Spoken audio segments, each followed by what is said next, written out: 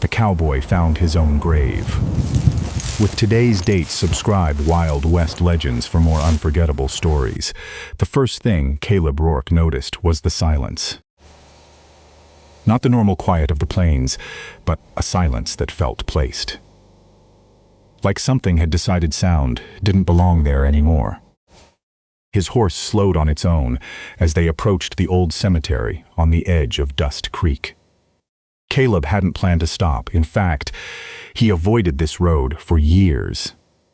But something pulled him, not curiosity, not fear. Something deeper, like recognition without memory. The iron gate creaked open as if it had been waiting. Caleb stepped inside, boots crunching softly over dry dirt. Rows of crooked wooden crosses leaned like tired men. Names faded, dates forgotten. Wind moved through the place, but made no sound. Caleb's eyes moved slowly across the graves, until they stopped. His breath caught. Didn't move, but something inside him did. There, in the far corner, was a grave that didn't belong. Fresh dirt, clean wood, no decay, no time. He walked toward it slowly, each step heavier than the last. When he reached it, he didn't want to look, but he did, and everything inside him went still. The name carved into the wood was his own, Caleb Rourke, and below it, a date. Today, for a long moment, Caleb didn't move. He didn't breathe. He didn't think. The world narrowed down to that one piece of wood, and the truth it carried. Then slowly he reached out and touched it. Solid, real, not a trick, not a dream. He stepped back. "This ain't funny," he muttered, though no one was there to hear it. His hand drifted to his revolver, not to draw, but to feel something familiar, something real. "Someone's playing games," he said. But deep down, he knew better. Because no one in Dust Creek would dare carve his name like that. Not unless they were certain. And no one had been near this place in years. He looked around, empty, still, watching. Then he noticed something else. At the base of the grave, a small object, half buried. Caleb knelt slowly and brushed away the dirt. A silver pocket watch. Old, scratched, familiar. His hand froze as he picked it up. He knew this watch, not from memory, but from feeling, like it belonged to him long before this moment. He opened it. Inside the lid was an engraving. Time always finds you. The watch wasn't ticking. It wasn't broken. It was simply waiting. Caleb left the cemetery faster than he entered it. But the feeling didn't leave him. It followed him back into town, like a shadow that didn't belong to light. Dust Creek looked the same. Same buildings, same people, same slow life. But now everything felt wrong. Like he was seeing it from the outside. As if the town already knew something he didn't. He rode straight to the saloon. The moment he stepped inside, the room changed. Conversations stopped. Eyes shifted. Not fear. Not exactly. Something closer to recognition. "Caleb," someone whispered. He ignored it and walked to the bar. "Who's been out to the cemetery?" he asked. The bartender froze. "No one goes there." Caleb leaned closer. Someone dug a grave. Silence. Then the bartender spoke quietly. "That place don't get visitors." Caleb slammed the watch onto the counter. "Then explain this." The bartender stared at it and went pale. "Where'd you find that?" Caleb's eyes narrowed. "You know it." The man swallowed hard.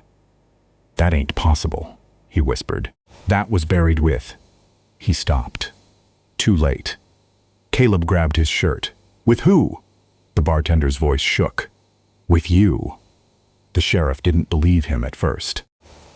Sheriff Dalton had seen too many men lose their minds over smaller things. But when Caleb placed the watch on the desk, everything changed. Dalton didn't touch it. Didn't move, just stared. "That was buried 6 months ago," he said slowly. Caleb's jaw tightened. "With me?" Dalton nodded. we found a body out near the canyon. Face gone, clothes torn, but the watch. That's how we knew it was you. Caleb stepped back. Then who the hell am I? Silence filled the room. Dalton finally spoke. That's what I'd like to know. Caleb shook his head. No, I'm asking the wrong question. He looked up, eyes sharp now. The real question is, who buried me? Dalton didn't answer, because they both knew the truth. Someone in that town had stood over that grave and carved his name into it. And that meant one thing. Someone knew he was supposed to be dead. That night, Caleb didn't sleep. He walked the streets of Dust Creek like a man chasing something just out of reach. Every face he saw felt familiar, but wrong. Every voice echoed like he had heard it before, but couldn't place where. Then it hit him. Not a memory, but a feeling. Betrayal, sharp, cold, personal. He turned and walked straight toward the bank. The lights were still on inside. That was the first sign. The second was the man waiting behind the desk. Calm. Still, like he had expected this moment. You found it, the man said. Caleb stepped forward slowly. You buried me. The man smiled faintly. No, I finished what was already started. Caleb's hand moved toward his gun. Start talking. The man leaned forward. You don't remember, do you? Caleb's silence was answer enough. The man nodded. Good. Makes this easier. Caleb's eyes hardened. Say it. The man exhaled slowly. You were getting too close. Too many questions. Too many truths. Caleb felt it again. That pressure behind his mind. So you killed me. The man shook his head. No, I tried. Silence. Heavy. Then the truth landed. Hard. You should have died, the man said quietly. But something changed.